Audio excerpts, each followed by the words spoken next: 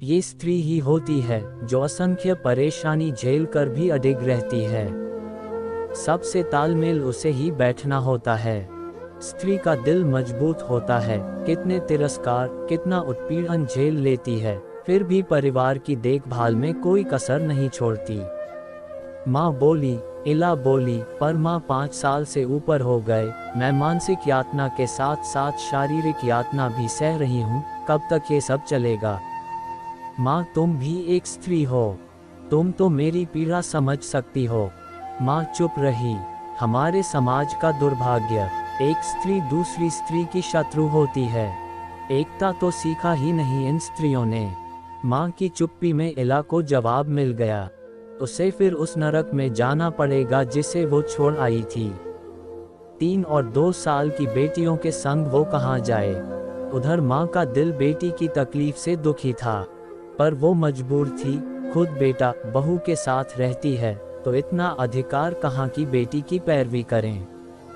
उन्हें लगा समझा बुझा कर वापस भेज देने में सबकी भलाई है। इला बिस्तर पर करवटें बदल रही थी, उधर माँ अपने बिस्तर पर। इला की शादी उसके पिता ने धूमधाम से की थी। बड़े लोग थे, यूं तो इला के पिता भी खाते पीते घराने के थे, पर वे ज्यादा बड़े लोग थे। इला की सुंदरता और सुघड़ता देख उन लोगों ने स्वयं रिश्ता मांगा था। यही चूक हो गई। इला के पिता ने लड़के के बारे में पता नहीं किया, सोचा इतने बड़े लोग हैं, लड़का भी संस्कारवान होगा, पर जरूरी नहीं है कि जहां धन है वहां संस्कार भी होगा। लक्ष्मी और सरस्वती एक साथ नहीं रहती। शादी के बाद ससुराल में कुछ दिन तो अच्छे से बीते। सास ससुर तो बहुत प्यार करते थे। पति ने भी कुछ दिन किया, फिर अपने असली रूप में आ गया। क्रोध आने पर दानव बन जाता था। शायद कोई मानसिक बीमारी थी, जो दूसरों को दर्द दे खुश होता था। पहली बार जब हाथ उठाया था तो उसे कोई रोक नहीं पाया। फिर तो आए दिन की बात हो गई।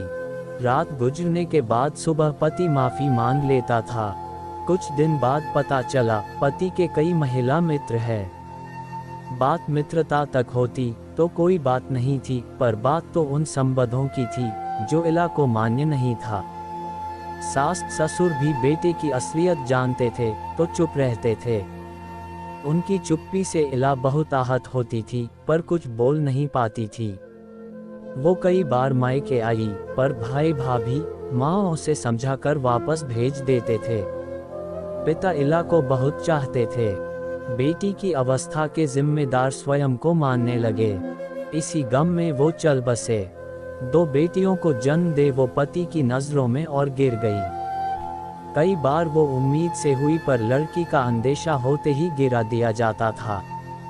अपने तन मन से तो वो आहत थी, पर बार बार इस पीड़ा से गुजरना उसे तोड़ डाल रहा। वो अजन्मी बच्चियां पूछ रही, माँ मुझे क्यों नहीं आने दिया दुनिया में? क्या तेरा आंचल इतना छोटा हो गया? कैसे बताए ना बच्चों, माँ का आंचल नहीं, तेरे पिता की सोच छोटी हो गई। कहने को सब पढ़े लिखे हैं। इस बार जब वो उम्मीद से हुई तो फिर वही सब दोहराया जाने लगा।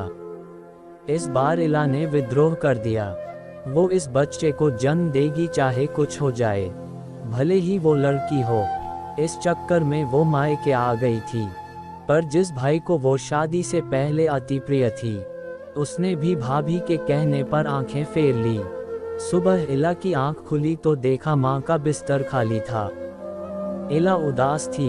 हर रिश्ते से उसका विश्वास खत्म हो गया। अपना सामान बांधने लगी। क्या करेगी यहाँ रहकर? तभी माँ कमरे में आई, बोली, सामान समेट लिया?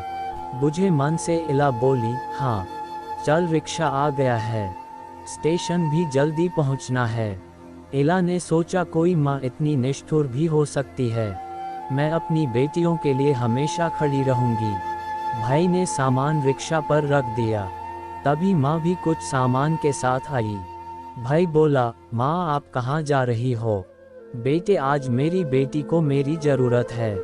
बहुत सह लिया उसने। उसके पिता होते तो उसे इस तरह नहीं छोड़ते। मैं इला को ले गांव जा रही हूँ और वहीं इसके साथ रहूंगी। गांव का घर और जमीन में इलाके नाम करने जा रही ताकि इसे कोई कष्ट ना हो।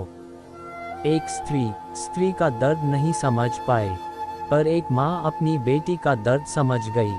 अभी भी बहुत देर नहीं हुई, तीसरी बेटी IAS बन गई और आज माँ के पास आ रही। बड़ी दोनों लड़कियां भी डॉक्टर बन गई।